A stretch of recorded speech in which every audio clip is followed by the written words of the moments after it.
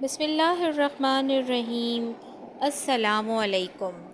چشتیہ سلسلہ کے ایک بزرگ جو مراقبے کے ذریعے لوگوں کے مسائل کی تشخیص اور علاج کرتے تھے، ان کے پاس ایک صاحب آئے جن کو یہ تکلیف تھی کہ 10 دن سے وہ اپنی پلکیں نہیں جھپکا پا رہے تھے، نہ سو سکتے تھے نہ رو سکتے تھے۔ تکلیف کی شدت اذیت بن گئی تھی۔ ڈاکٹروں کی سمجھ میں نہیں آ رہا تھا کہ کیا مسئلہ ہے۔ سب ہاتھ کھڑے کر چکے تھے، اس لیے وہ ان بزرگ کے پاس حاضر ہوئے تھے اپنے مسئلے کے حل کے لیے اور دعا کروانے کے لیے۔ بزرگ نے مراقبہ کیا مگر ہر طرف اندھیرا ہی اندھیرا نظر آیا۔ کافی کوشش کے بعد بھی کچھ سامنے نہ آیا تو مریض کو اگلے دن آنے کو کہا اور اس کا نام اور مسئلہ اپنے پاس لکھ لیا۔ عصر کے بعد پھر ان صاحب کے مسئلے پر بذریعہ مراقبہ غور کیا، لیکن سوائے دھندلے اور نامکمل تصویری خاکوں کے کچھ سمجھ نہ آیا۔ ایسا کم ہی ہوتا تھا کہ کسی کے متعلق کوئی رہنمائی نہ ملے، ضرور کوئی خاص بات تھی۔ آپ ذکر و اذکار میں مصروف ہو گئے اور اللہ سے خصوصی دعا کی یہ معاملہ سلجھا دیں۔ عشاء کے بعد پھر مراقبے میں گئے تو دیکھا ایک طرف کچھ ہندو بیٹھے ہیں، دوسری طرف مسلمان۔ ان مسلمانوں میں وہ شخص بھی بیٹھا نظر آیا جو پلکیں نہیں جھپکا پا رہا تھا۔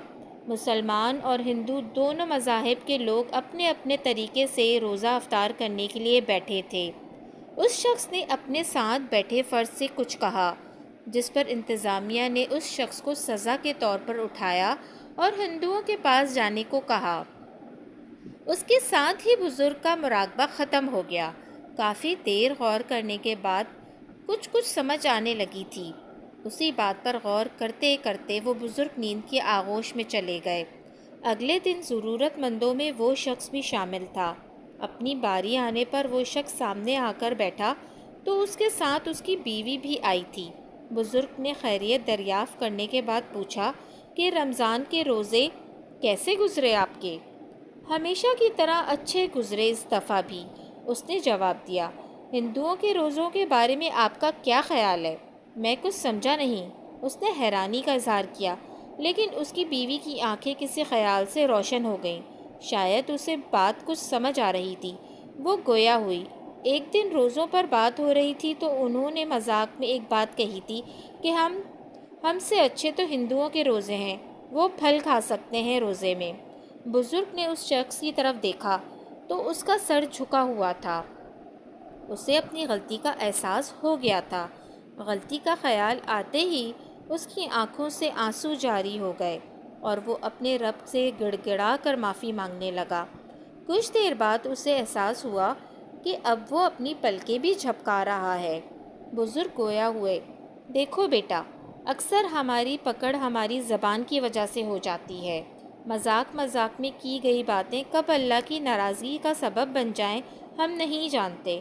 ہماری ایسی ہی بے تکلفی میں کی گئی باتیں ہماری پکڑ کی وجہ بن جاتی ہیں۔ یہ پکڑ کسی کی جسمانی تکلیف کی صورت میں سامنے آتی ہیں اور کسی کے لیے ذہنی تکلیف کی صورت میں۔ کسی کو دلی سکون حاصل نہیں تو کسی کی راتوں کی نیند غائب ہو جاتی ہے، کسی کے رزق سے برکت ختم ہو جاتی ہے تو کسی کے رشتوں میں اختلافات آ جاتے ہیں۔ اسلام کی ایک ایک بات اللہ کی مصلحت اور معرفت سے لبریز ہے، اور اللہ کا بتایا ہوا ہر اصول اور حکم کائنات کا بہترین عمل اور اصول ہے۔